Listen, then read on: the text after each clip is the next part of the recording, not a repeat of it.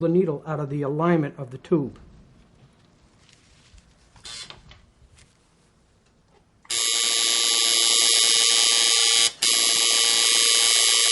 This is one where I'm going to go with the machine a little backwards here, but I'm going to go very slow so I make sure I get the proper penetration.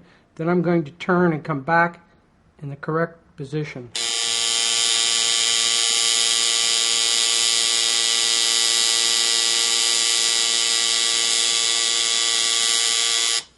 If you'll notice, I work from here to here to here, and then I went up on this one side. Because I'm left-handed, I work from the left side better than the right side. So vice versa for a righty. Then I'm coming down and around the design, and now I'm going to pick it up this way. For a lefty, it's great. For a righty, he would have started here and worked from this side and then worked over. You're only as good as the last tattoo you put on. Believe me, that's the one they'll be talking about.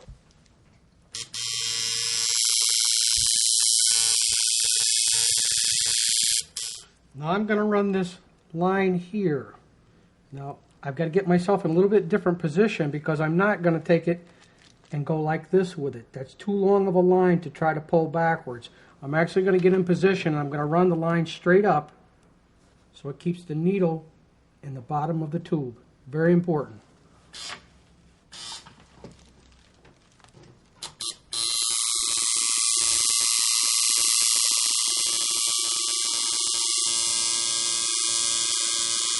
Now we're going to wash our design down so we can see everything that's there. This is the time to go back, touch anything that you have to touch up before you do your fill-in work. You may have lines on here that may not exactly connect, which we're going to do a thorough job on checking first. We're wiping down with the tincture green soap, as you see. We're also going to get an alcohol wipe, and we're going to clean it down with an alcohol wipe too. And then we'll give it another shot of the tincture green soap just to cool it down because unfortunately the alcohol makes it a little hot. Okay, we're going to get ready to do the fill-in work on this. Again, I'm working directly off the points of the needle. I'm not sticking that whole needle into the skin.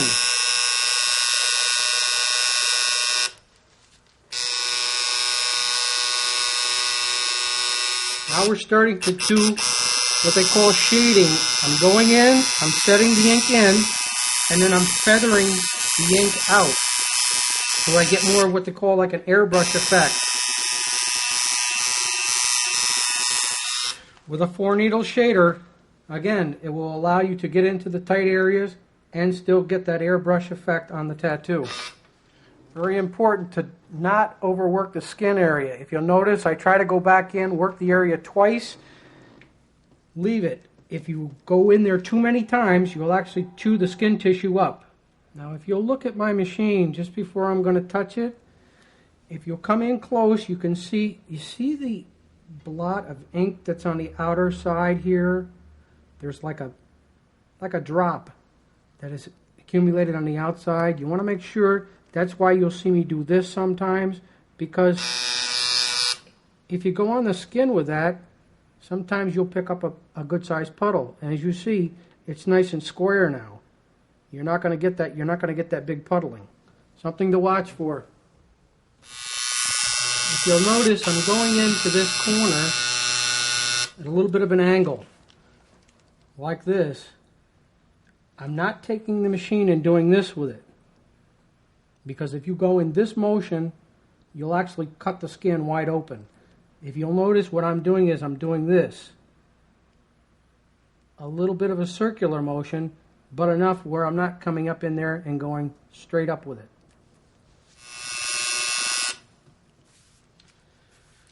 Okay, now I'm going to stop for a second. I'm going to point something out to you here about working ink onto the skin. If during your process you're in a very tight area like this, a lot of times what I'll do is I'll go back and I'll spray the tissue. if you spray the tissue and you leave the liquid on the surface, you can actually go back through and check what is actually into the skin and what isn't, and we'll show you different spots that you need to put a little touch of ink into. Notice I'm picking up when I'm shading. In, pick it up.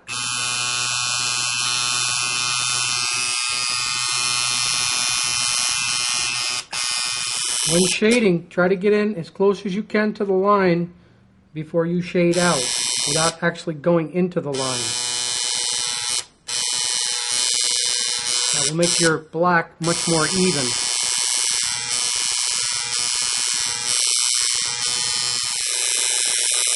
If you'll notice when I'm shading the black,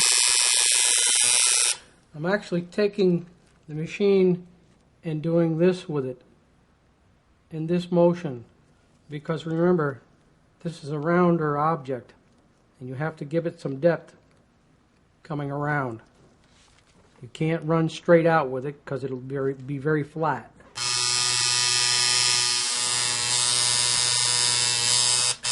If you'll notice the angle of my hand, if you look at my fingers are not like they were when I outlined, because when I outlined I was like this. This, I have to be up so I can see where the ink is flowing. I'm up above the design.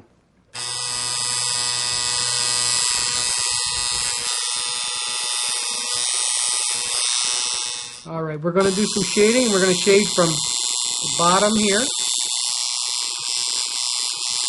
And we're going to do it again in a circular form. Get more of a rounding effect on the design.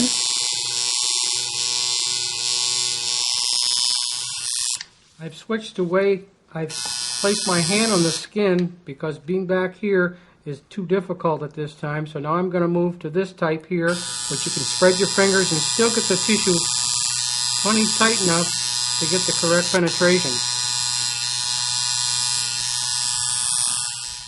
Okay, now we're going to get in a little bit heavier black. Still in the shading effect, but a little bit heavier up into these areas here, which will be primarily filled in a little bit more solid and then airbrushed out.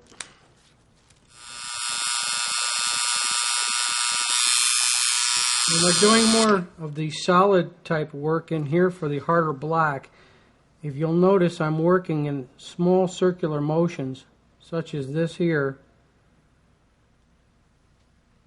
to be more thorough.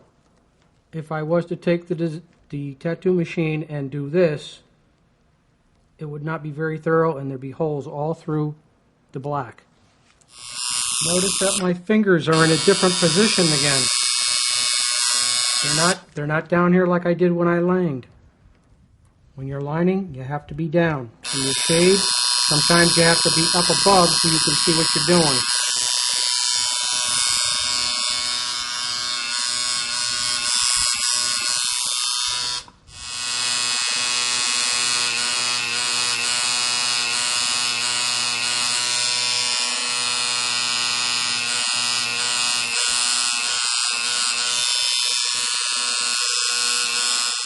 We're going to go into the eye area up here, a little bit of that heavier black, and then we'll be getting into what they call a little bit of washout, which is like a watered down black. It's regular straight black. It's diluted with distilled water to the darkness or the lightness that you prefer.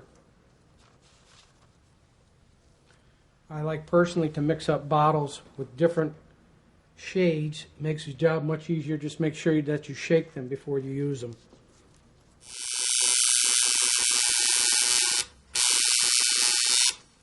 If you'll look, the black is much different. This is a very light black. It will be light when it heals too, but it's a totally different effect than the heavy black.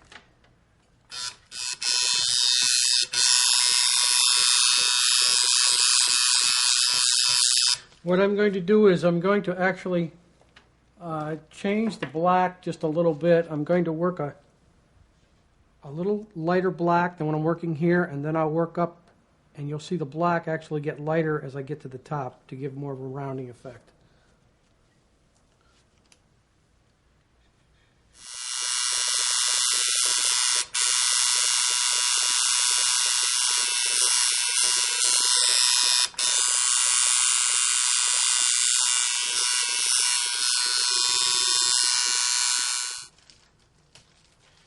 I'm going to put a little bit of just distilled water in one of these cups here that I haven't used because I'd like to get just a little bit lighter effect. So, and sometimes from dipping into the black consistency gets a little bit too dark. So I'd like to have plain distilled water to wash out in too. Will allow me to get lighter as I'm going up on the top of the head.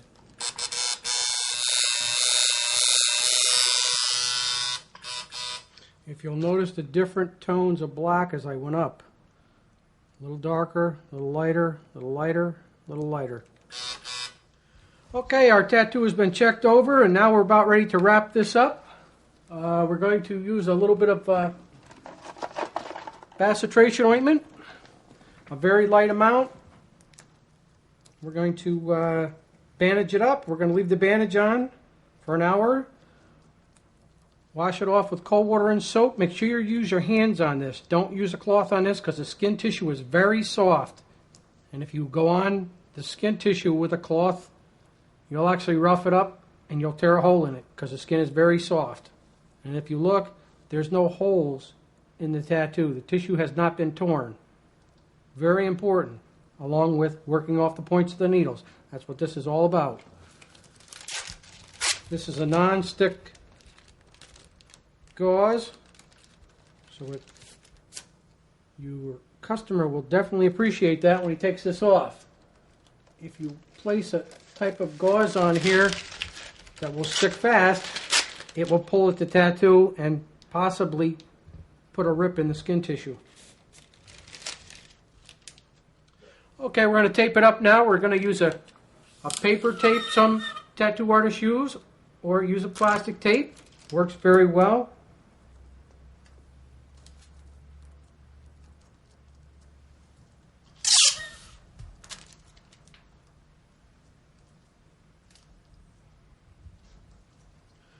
So you're going to take the bandage off in an hour.